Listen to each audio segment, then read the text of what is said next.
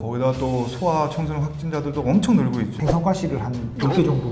막 찢어질 듯 아프다 막 이런 얘기 하더라고요. 근데 지금 이런 상황이면 119 불러도 갈 병원이 없어요. 그렇죠. 밤에는 딱히 없죠. 지금 해열제 먹고 열이 안 떨어지는데 심지어 토까지 한다.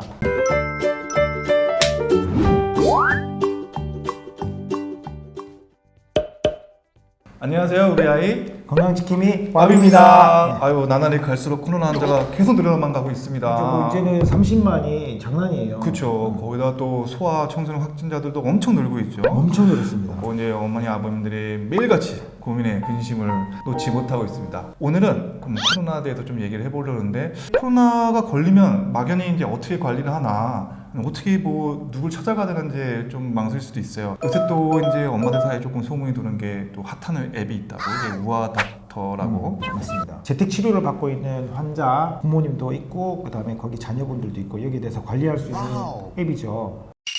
앱에서 계속 질문들을 많이 해주시고 하시는데, 거기서 많은 다빈도로 나오는 질문들을 정리해서 한번 정보를 공유하고자 합니다. 그러면 이제 보통 엄마들이 딱 확진되면 검사만 받으러 가면 될까? 일단 검사부터 선별진료소나 이제 병원을 찾게 되는 그 생각부터 떠오르게 되는데, 또 우리 남 원장님이 또 우아 닥터의 또 개발자시니까 네.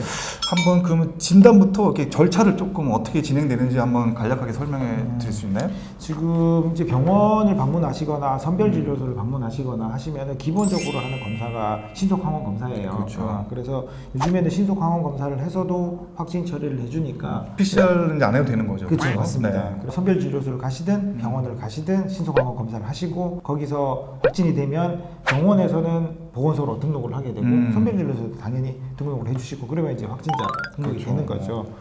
검체 채취한 날부터 7일간 격리하시게 되시는 거고. 그 7일이라 그러면은 만약에 제가 월요일 날 진단 확진을 받았으면 오는 일요일 밤 자정까지가 격리인 거죠. 맞습니다. 월, 화, 수, 목, 금, 토, 일. 일요일 밤 12시까지 그쵸. 격리였다가 월요일 넘어가면 해제. 그쵸, 맞습니다. 그것도 이렇게 되는 그렇게 거죠. 아, 그것도 궁금하신 분이 많더라고요. 헷갈려. 네네, 맞아요, 그래서, 맞아요. 그래서 약은 만약에 병원에서 신속항원 검사를 하셨다면 거기서 약을 처방받으시면 될 거고, 뭐 선별진료소에서 확진을 받으셨다면 가까운 병원을 찾으시든지 당일날 뭐 가셔도 되고. 가셔도 되고, 네. 아니면 비대면 진료를 요청을 하셔도 되고요. 그래서 비대면 진료의 병원의 명단은 심평원 사이트에 가서 하셔도 되고, 네. 우아닥터 앱에 가면 본인이 살고 계신 거주지에서 가장 가까운 병원 근처로 해서 지정을 할 수 있게 됐어요. 그러면 진료 보시다가 보시면 네. 아이들 코로나 증상이 어떤 증상들이 주로 많이 나와요? 제일 흔한 거는 일단 열이죠, 열, 발열. 코로나 처음에 걸리면 한 2박 3일 정도 열이 조금 많이 납니다. 성인도 마찬가지고 발열이 제일 큰 증상이고, 그 다음에가 이제 성인 같은 경우는 인후통, 또 애들은 이제 목이 아프니까 잘 못 먹어요. 이제 이런 게 있겠고요. 그 다음에 이제 한 열이 내리고 나서 기침, 콧물, 뭐 복통, 설사 이런 여러 가지 다양한 증상이 있을 수 있습니다.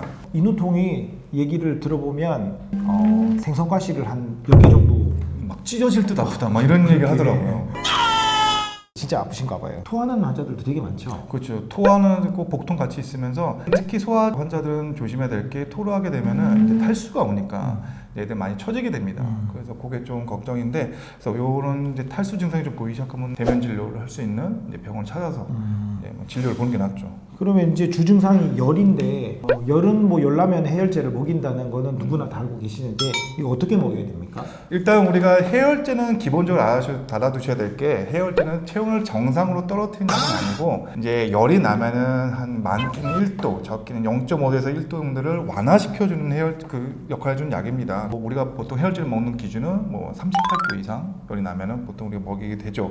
기본적인 어떤 약 이름이나 이런 건 다 알고 계시는데, 크게 우리가 쓰는 건 첫 번째는 이제 아세트아미노펜 계열로 뭐 요새 타이레놀 시럽, 뭐 챔프, 뭐 이런 빨간색 챔프 있고. 빨간색. 그렇죠. 그 외에 이제 또 이부불펜 계열로 뭐 챔프 파란색, 그 외에 또 이제 불펜 계열 시럽으로 뭐 덱시불펜, 여러 가지 종류가 있습니다. 그래서 보통은 이제 두 가지를 같이 갖고 계시면서 교차로 이제 먹이시게 되죠. 이 교차가 A, B 이런 방식이 교차이긴 한데, 사실 교과서적으로는 교차 복용이 효과가 있다 없다 분분해요. 이게. 그쵸. 근데 뭐 당장 급한데 지금 하나 먹이고도 열 안 떨어지면은 뭐라도 해봐야 되니까 드셔야 되는 거 맞는데, 이거를 퐁당 계속 먹이는 게 아니고, 첫 번째 약을 먹고 2시간 정도 지났는데 열 안 떨어지면 두 번째 약을 먹고 그렇죠. 기다려야 되는 거죠. 그죠?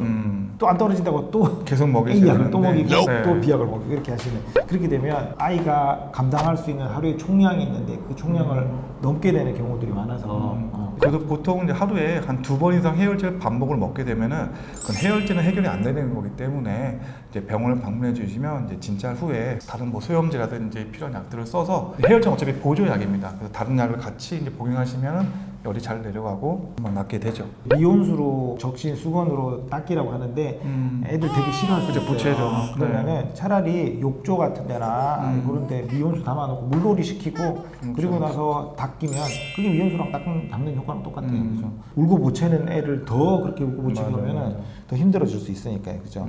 만약에 처방받은 약을 다 먹기도 전에 그러면 증상이 다 나아졌어요. 그러면 남은 약을 다 먹어야 될까요? 뭐 이거 물어보시는 분들 많은데 네, 저 같은 경우는 보통 이제 항생제를 전에 받아갔을 경우에는 약 먹은 지가 한 3일 정도 이하다. 근데 하나가 좋아졌다. 그래도 최소한 처방하는 4, 5일째 제가 처방했으면 그걸 다 먹이고 끝내라고 얘기하는 편입니다.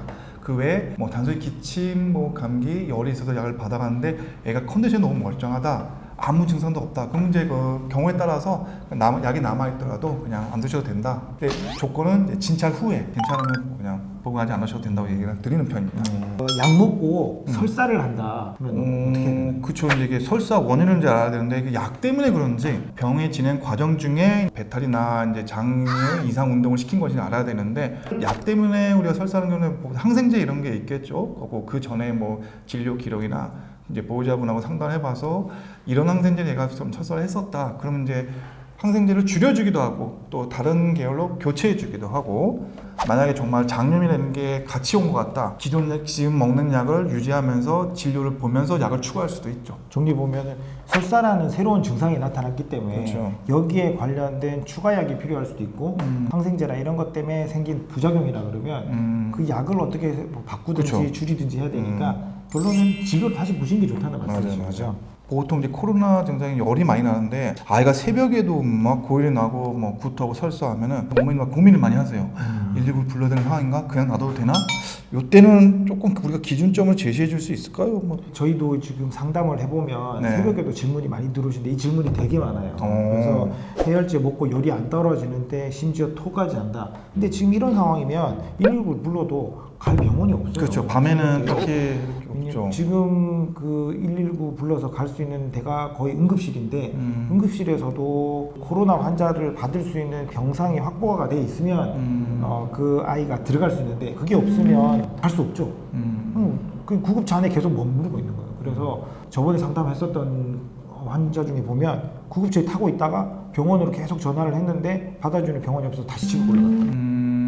이런 상황도 발생할 수 있거든요. 그래서 사실 고열이 난다 하면은 일단 해열제를 먹고 그다음에 미온수로 닦아주고 하면서 열을 조금 내리시게 하시고 근데 계속 뭐 구토를 하고 막 해서 한다 그러면은 그런 상황에서는 어쩔 수 없이 119를 불러서 다른 조치를 하는 방법을 찾는데 그런 정도가 아닌 약을 먹을 수 있는 정도다 그러면 집에서 좀 보시고 그다음에 날 밝은 다음에 대면 치료를 할 수 있는 병원 아니면은 거점 전담 병원도 있잖아요. 거기로 가셔서 입원을 해야 될 것인지에 대해서 상황을 좀 볼 수 있을 것 같아요. 되게 코로나 애들 보면 하루에서 한 3일 정도 사이가 집중적으로 그쵸, 열이 많이 나고 막 처지고 하죠. 뭐 고비를 넘기는 게 힘들어서 그죠. 밤에 24시간 하는 이제 확진자를 볼 수 있는 대면 진료 병원도 있죠. 있죠. 웬만하면 대부분 이제 경험상 한 2, 3일 정도 앓다가 좋아지는데 만약에 뭐 호흡곤란이 밤중에 호흡곤란이 정말 보이면서 뭐 청색증이 온다든가 아니면 뭐 열감기를 한다든가 이런 증상이 있으면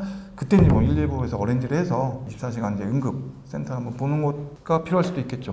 맞습니다. 네. 코로나 걸리고 나서 잘 안 먹거나 물도 잘 안 먹으려고 하고 한다는 아이들을 잘 봐야 되는 이유가 뭘까요? 잘 먹지 않거나 이제 물을 잘 못 먹으면 탈수가 오면은 이제 얘가 처지기 시작하면서 혈당도 떨어지고 또 위급상이 발생할 수도 있거든요. 탈수가 오게 되면 먹는 것도 줄고 컨디션이 떨어지지만 또 추가로 뭐 소변량도 줄고 애가 또 잠만 자려고 이런 증상들이 좀 있습니다. 정말 그런 증상까지 보이게 되면은 빨리 그 진료를 볼 수 있는 병원을 찾아서 수액을 맞추든 아니면 입원해서 좀 수액 치료하든 그런 조치가 필요하겠죠. 자, 그러면 우리 얘기하다 보니까 대면 진료를 할 수 있는 병원, 대면 진료하는 병원에 대해서 언급이 나오고 있는데 아무 병원에 딱 가도 대면 진료할 수 있는 건가요? 아닙니다. 그거는 정부에서도 계속 이제 제도가 바뀌고 있는데 지금 우리 우리 촬영 시점인 3월 29일 현재는 외래진료센터에서 볼 수 있어요. 그러니까 확진자들을 볼 수 있는 외래진료센터가 전국에 279곳 있는데, 근데 정부에서 재택치료 외래진료센터 확충 추진 방안을 발표했어요. 영어도 그래서 어렵네. 279곳에서 더 추가해서 추가로. 일반 병원에서도 볼 수 있게 그렇게 제도를 확장하고 있는 중이에요. 근데 이거는 이제 병의원에서 신청을 해서 허가가 나면 하는 곳이니까 아마도 알아보시면 주변에 대면 진료를 볼 수 있는 병원들이 더 많이 늘어날 겁니다. 아까 말씀하셨던 우리가 잘 먹지 않고 수분을 섭취가 안 되고 하는 아이들 같으면 입원이 필요할 수도 있으니까 입원이 필요한 병원은 또 여기 외래진료센터 플러스 거점 전담병원으로 갈 수밖에 없겠죠. 그죠? 저희 병원도 이제 서울에 두 곳에 이제 지정이 됐는데 그런 확진자 하나들도 입원 치료할 수 있으니까 혹시 이제 그런 이제 상황이 필요하시다면 방문하셔서 진료를 보고 적절한 치료를 빨리 받으시는 게 좋을 것 같습니다. 그 보호자분들 질문 중에 그거예요. 네. 우리 애가 확진이에요. 근데 부모님도 다 확진이야. 그러면은 다 확진자인데 병원 가도 되나요? 라고 하시거든요. 지금 재택인데 가도 돼요? 당연히 되겠죠. 왜냐면 아이도 오는데 당연히 환자가 오는데 부모도 올 수 있겠죠. 이제 보건소인데 통해서 공식적으로 확인해 본 결과도 올 수 있다. 대신에 조건은 대중교통을 이용하지 말고 이제 확진자분들이 오시는 거니까 자가용을 이용해서 이제 진료만 보고 약국 정도는 들렸다 갈 수 있다. 다른 데는 이제 또 가지 마시고 이러면 충분히 진료를 볼 수 있습니다. 맞습니다. 이걸 아직도 모르시는 분들 꽤 많더라고. 그죠. 그래서 참 우리 애가 100일 미만, 그쵸. 어린이들도 50일 감염이 되죠. 미만, 뭐 이런데 약 먹여도 되냐고 그렇게 하는 질문들이 많으셨어요. 그쵸. 이제 뭐 생후 1개월 애들도 코로나 영향이 될 수 있고, 근데 기본 증상이 열이고 또 이제 작은 이제 신생 아이들은 열에 대한 그런 폭력이 좀 적기 때문에 해열제 정도는 안전하게 쓸 수 있는데 해열제 중에서도 아세트아미노펜 계열 해열제는 그래도 안전하게 먹을 수 있습니다. 뭐 신생아가 하루에 해열제를 한두 번 이상 먹을 정도 열이 왔다 갔다 하면은 진료를 보시는 게 제일 좋죠. 맞죠. 그리고 6개월 미만은 부르펜은 안 된다는 거. 그렇죠. 그죠. 어리다고 병이 안 걸리는 것도 아니고, 그리고 어리다고 약을 못 먹는 것도 아니고. 맞아요. 그죠? 대신 어리면 더 자세히 잘 봐야 되는. 애들이 증상을 자기가 표현을 못 하니까 열이 안 나더라도 섭식이 떨어진다든지 소변을 적게 본다든지 특히 하루에 기저귀 3장 이하로 쓴다든지 하면 다른 특수 증상이 전반되고 있는 거니까 요거는 꼭 대면 진료를 보시는 거를 추천드립니다. 자, 그래서 오늘은 이제 소아청소년에서 이제 코로나 확진자가 늘어나니까 이제 코로나의 증상 및 진단은 어떻게 하나, 또 확진된다면 어떻게 되나 이제 한번 알아봤는데 관리가 그만큼 더 중요합니다. 그래서 남 원장님이 정말 이제 몇 달을 고생하셔서 이제 우아닥터 앱이라는 걸 우리가 아까 잠깐 말씀드렸는데 그런 이제 코로나 확진 건강 관리 앱을 같이 만드셨어요. 그래서 한번 장점 좀 자랑 좀 해주세요. 가장 큰 장점은 그겁니다. 의료진하고 직접적인 소통을 할 수 있는 남 원장님 직접 시대입니다. 그 달잖아, 막 댓글 그쵸. 달고 막 하시잖아. 저희가 직접 부모님들은 챗봇으로 하시고 계시더라고요. 챗봇 챗봇이 아닌데. 아니에요. 저희가 직접 답을 달아드리고 있고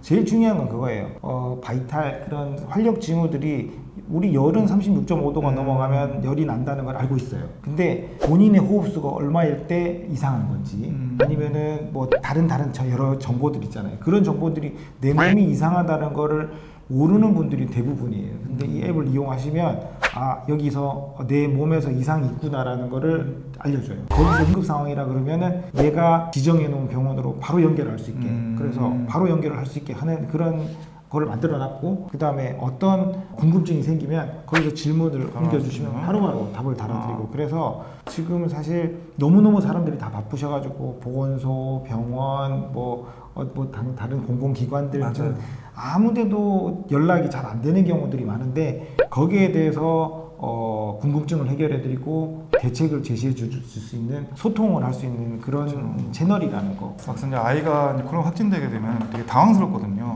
물어볼 데도 없을 거고 괜히 두렵고, 병원에서 가면 의사 목소리만 얼굴만 봐도 안심이 되듯이 어머니들 이런 불안한 마음을 좀 해소시켜 줄 수 있을 거라고 확신합니다. 그래서 오늘 여기까지 우리 아이들 건강지킴이 와비였습니다.